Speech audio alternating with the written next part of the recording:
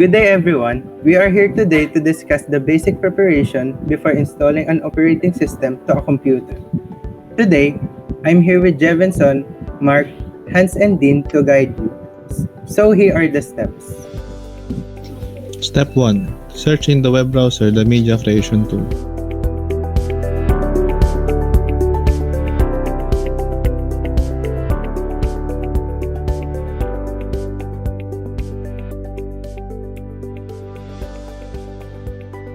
Step 2. Click the download button, then wait for the download file to complete.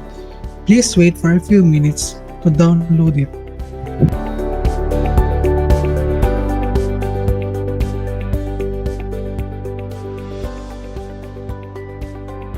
After clicking the download tool, please wait for a while or a minute to complete the download. After completing the downloaded exe folder, The next step is click the downloaded folder to open, then click Yes and accept the license agreement.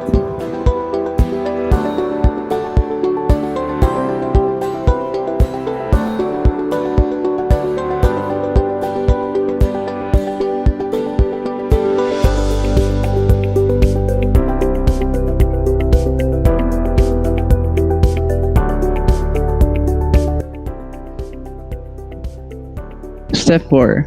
Click the Create Installation Media or ISO file for another PC.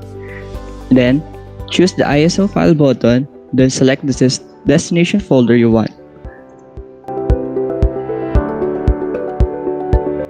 Then save your file.